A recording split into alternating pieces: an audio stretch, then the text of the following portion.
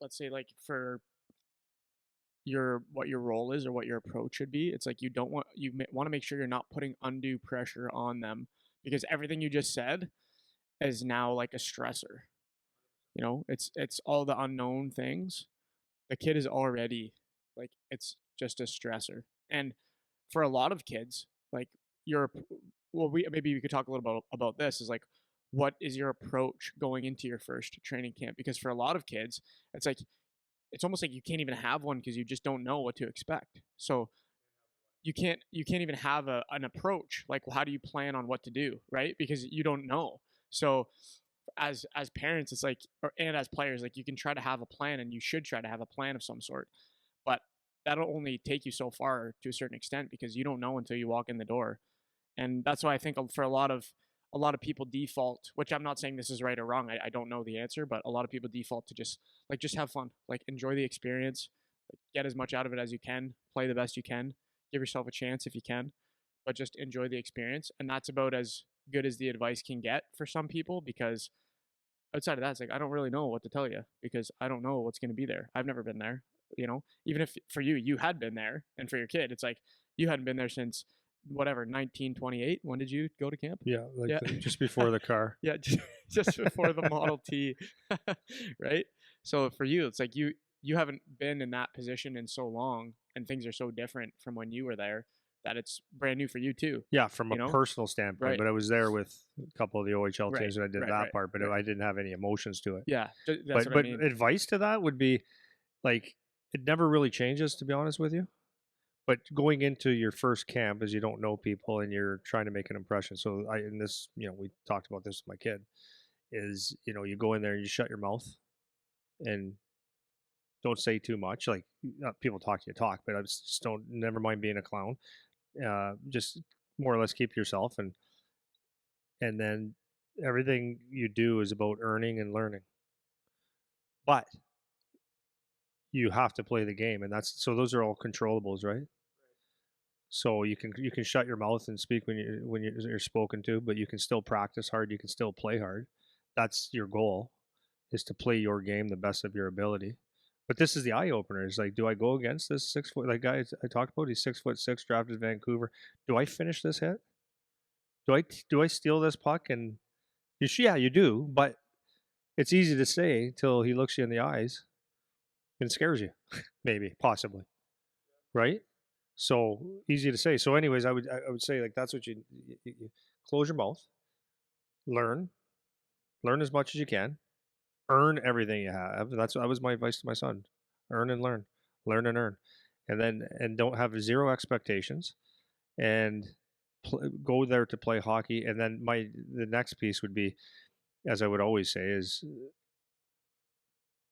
and I use the term use fun, have fun, like because hockey players will play their best when they are having fun, but it's not piss around fun.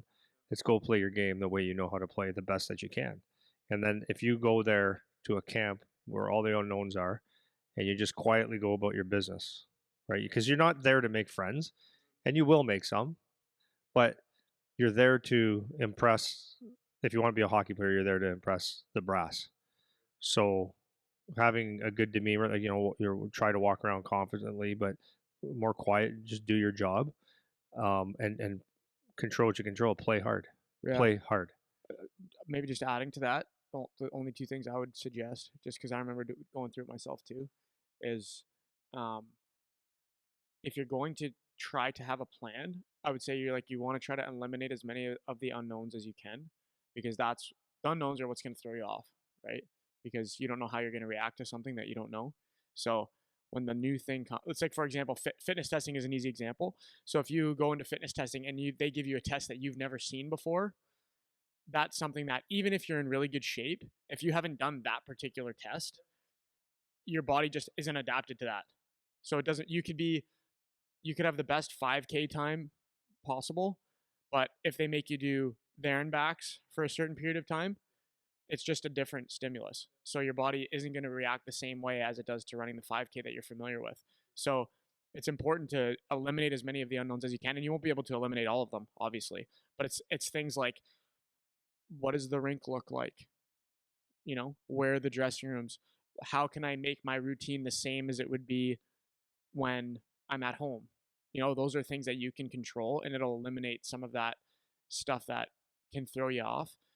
And this kind of goes back to me mentioning schedules at the start of the episode. It's like this is something where you can try to keep yourself in that routine, schedule routine, whatever the word is. Do your best to stay in that, even though you won't be able to, but just try to do the best you can. And then the other thing is knowing yourself as a player best you can, because we always talk about, knowing those 3, 4 things about yourself that you're good at, because then when you get into the game and you're hit with all the unknowns, like the 6'5" defenseman, you can fall back on those things you know about yourself. So if you don't know what those things are, like I remember because when I went to Spitz camp, I didn't know what those things were. So I was just going in there thinking like, okay, I know I need. Maybe that's not true. I knew a little bit because in my head, for example, I knew I needed to get in one fight. For me personally, I'm not saying that's what everybody needs to do, but for me, I was like, I know I have that capacity in me, and not everybody has that. So I was like, when I have my opportunity to fight, I'm going to, because that's just a thing that could possibly stand out about me, right? So that was one, for example. You need to do all those other things that are the easy things to know. Like you have to work hard, you have to be adaptable, you have to do those things that make you fit in with your team. But then know those 3 or 4 things that are going to make you someone that they take notice of, because it's one of your personal strengths. And it doesn't have to be something unique necessarily, right? Like if you make a really good first pass, like a lot of people do, but that's a strength for you. So make sure that you're showing that strength. But if you don't know those things to begin with, when you go there, then it's going to be real hard when you have to get in a foot race with their top player and they're just faster than you because they're 3 years older. It's like that can be discouraging. But if you know, okay, well, my game is actually these 3 things, then in those moments where you have a chance to do those things, you can do those things. And if you're at an OHL camp or you're at a junior camp because they've asked you to come, you didn't just like sign up, then they've probably identified something about you that is worth having you there. So find out what those things are and make sure you know them when you go there, because when the game starts, the puck drops and you're against guys that are way bigger, way faster, way stronger. You don't want to just be overwhelmed, and you're going to be, but at least you can say, okay, but at least I know that I can do these things and I'm good at these things, so let's make sure we're doing those or whatever. So it's just kind of a way to keep you calm and keep you engaged in a positive way, instead of just being like stimulus overload, because everything's unknown and all the players are way better, way bigger, way stronger, if Yeah. that kind of makes sense. No, it makes total sense. And then even flipping it, because even the older guys in the OHL or college or whatever you want to use, they're used to the environment, and the pace of the play at a camp is a lot slower, sloppier, and stuff like that, right? But your day's coming anyways. If you're moving on, then you're going to do that in the American League or Europe or NHL camps and stuff like that. So it's good to know this stuff. But like, so even if you have experience, so my son said that after, went through his first year, he goes like, it's like there's no structure in the games because it's a scrimmage. It's not a structure thing. It's just show us what you have. And amazingly enough, the coaches and the GMs that are picking the scouts that pick the team, they know what they were looking for. So do your thing.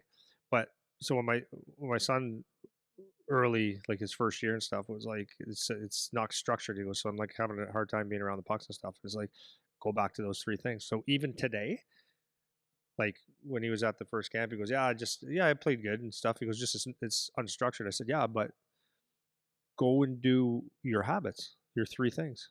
So get to the net, make some contact, and back check hard. Those 3 things. If you do that, then it shows that and those are things you're going to do anything. So drive the net, back check hard, and be physical. And he goes, well, I'm not going to blow up Michael Bushinger or Potsy and my buddies. And I go, no, I get that. And your coaches and that understand that, but like get there and you give your little shoves and just let them know. And he goes, yeah. And that's what he did. And it was like, so you're not just out of your element, you're playing your game and it's beneficial. Right. And then you're reminding the coaches and the GMs, like, I don't worry, I get my role. I get it. Right.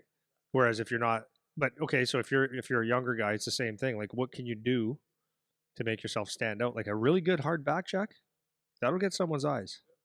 If you do that, stripping pucks or back checking hard, that'll get someone's eyes. So those are little things that you can do, even though you might not be even ready for that league.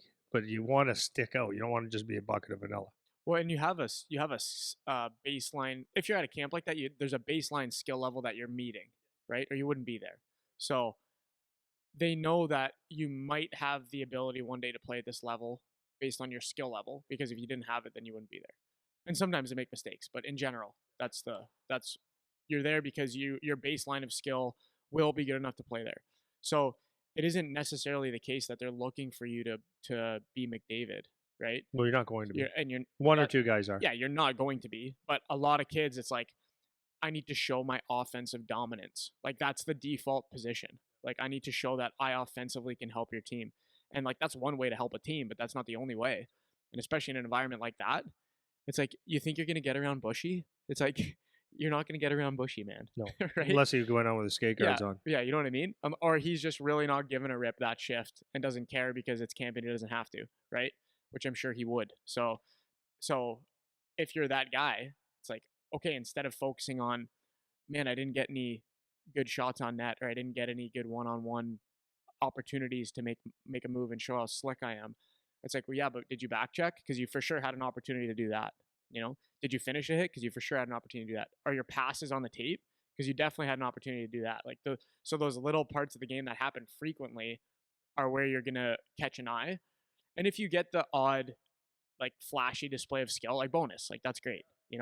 But instead of looking for those, make sure you're doing the little things. And then if you happen to get an opportunity where you can show a little bit of skill, then that's great. That's a bonus. But then if you're thinking skill as a new guy off the bat, you could walk out of a game feeling like disappointed, like, oh, I didn't get a chance to show what I can do, or maybe they didn't give me enough of an opportunity to show what I can do.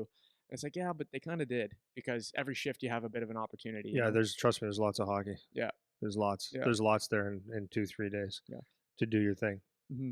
But I mean, so one other thing, just like the point you made about not being around the puck because it's unstructured. If you know that going in, also, that's super helpful, because you're probably not going to get great breakout passes because we don't have a breakout. You're not going to get a good neutral zone play because we don't have one. We're not running any. Yeah. And a So lot of guys are playing for themselves, not looking at a team exactly, aspect of a game. right? So it's like that going in that kind of environment, it's not the same as a real hockey game where you have this team versus that team and we're running all our normal systems. So your opportunity to get good offensive chances will be less just because there's not structure to the game, you know? So instead of hoping for those coincidental opportunities where maybe you get a 2-on-1 off a turnover or something, it's like make those other things that don't seem like an opportunity where you can get noticed, kind of thing.